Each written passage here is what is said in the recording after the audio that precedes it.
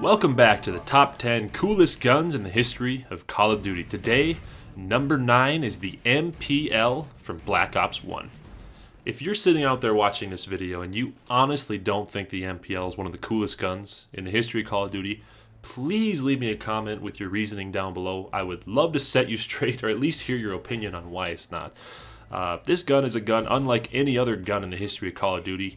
It looks just a little bit differently. It looks so small for an SMG. I know a lot of the SMGs are small, but this one just has a tiny barrel, such a rapid fire, and the iron sights on this thing are crazy cool. I've never seen an iron sight quite like this one.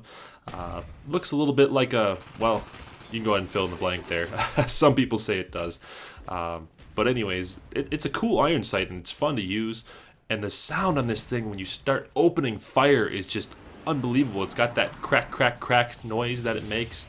It almost sounds like you lit a pack of Bobcats on fire in your backyard on the 4th of July, and it's loud.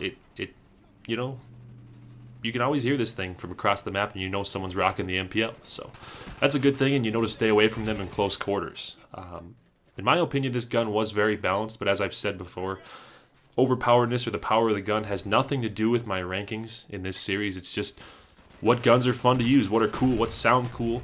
And you can't deny that this was one of the coolest guns in all of Black Ops 1 when it came to slapping on a camo. Every camo you put on this gun looks better than the last. And what I really liked about this gun is the logo placement. It was right on the back of the gun. A lot of the guns in Black Ops 1, the logo was placed on the side, but this one right on the back, making it, pop out with added visibility. You can see I'm rocking the Under Armour logo in this game here. And it just looks cool. So I actually customized the Under Armour blue to go with the Siberia camo I slapped on this gun. That was my favorite camo with the MPL, was Siberia. If you had a more favorite one that you think looks better than this, let me know in the comments down below. I'd love to hear it. But you really can't go wrong with any camo. And you could even throw on no camo, Rock this thing naked and it still looks good. Still sounds cool.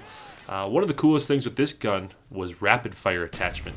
Man, that thing was awesome. As I call it, rape fire back in Black Ops 1. That's what I would call rapid fire, especially on this gun. It fires so much faster. It sounds even cooler. Of course, it kicks a lot, adds a lot of kick, but on this gun, it was actually somewhat manageable. So I definitely used the rapid fire attachment on this gun quite a bit. The taped together magazines, the dual mags, is what I'm rocking right now. That's also cool because it gives this gun one of the fastest reloads of any SMG I've seen in the history of Call of Duty. You empty a clip, bam, bam, you're ready to go again. It's got a cool reload animation too, the way it kind of turns the gun sideways like that at the end and slides in the new clip.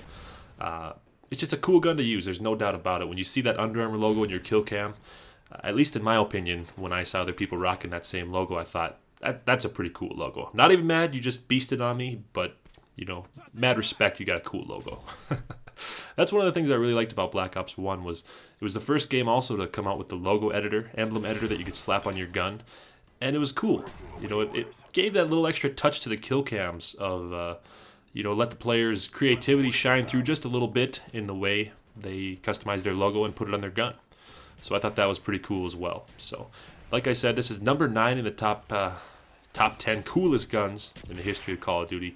And be sure to stick around to the end, because as I said in my first video, I could not narrow this down to 10 guns. So I actually picked my 20 favorite. And at the end of each episode, I have a little clip. Today's clip is pretty cool, I think, with an honorable mention for that slot. So at the end of this video, you'll see my honorable mention for number 9.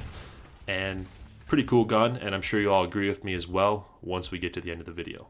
So, playing Black Ops 1, and one thing I really enjoy about this series is it gives me a chance to go back and play all these old Call of Duty games that I wouldn't generally play as often as if I wasn't doing this series. And some of these games still stand up very well. Black Ops 1, get owned AFK guy! Black Ops 1 is a game that's really fun and still holds up well today. I played a little Modern Warfare 3 today, trying to capture some clips for the next episode. Hint, hint. And that game holds up pretty well too. It's not as laggy as I remember it being, and part of the reason that I've heard if you go back and play older Call of Duty games, they tend not to lag as much because they still have quite a few servers online from when the game was at full capacity, when it was the newer Call of Duty game. And now there's only, 10% of the amount of players on those servers using them. So you get a lot better bandwidth, better connection. I don't know if that's true or not. I might just be talking out my ass. But I believe I heard Vaughn say that in a tweet one time. So that's why he said when Modern Warfare 3 came out, everyone was complaining about the connection on Modern Warfare 3. I think he chimed in and said, go play Black Ops 1. It's going to seem a lot better than it did before the release of Modern Warfare 3 because there's just not that strain on the servers. So this game here is just about to finish up. I believe that was my final kill. I might get one more here. I don't remember. We'll see what happens. And then on to the honorable mention for number 9. Sped this part up just a little bit because the game was just about over. And I see some guy around the corner here. Do I get the kill? Let's see what happens. Trying to line it up for the long shot. Yes, I did. Got it there. Got the SR-71, but the game is over. Too bad. Too bad. Big Earn 20. That's my PSN ID. 19 and 4 there. Honorable mention for number 9 is the Peacemaker from Black Ops 2. The reason this is my honorable mention because it was the first downloadable content gun in the history of Call of Duty. That alone would have garnered this a spot on the list. But the fact is this gun looks cool. It's fun to use. It's an SMG. Basically, that plays like an assault rifle. It has great medium to long range. And it's an SMG, so it still allows you to move fast. So this gun here, although it's very balanced, it's a lot of fun to use. And throw on the bonus factor that every camo you put on this gun looks awesome. And especially without camo. This is probably the coolest looking gun in the history of Call of Duty with no camo on it. It's got that little blue stripe on the side. And I think it's just a great gun. So here's just a little clip of me and Hardpoint starting off with a little 10-0 kill streak. And I'm using the graffiti camo on this gun, which is unbelievable looking. So I couldn't decide for this clip if I wanted to go with graffiti camo or just leave it without camo. But I decided to throw graffiti on because, hey, I paid for it. So might as well get some use out of it if you know what I'm saying. So throw in my care package here, pick it up, and I'm going to go try and capture the next hard point here as soon as I can figure out where I'm going. Turn around, sub. All right, here we go. Going to capture the next hard point.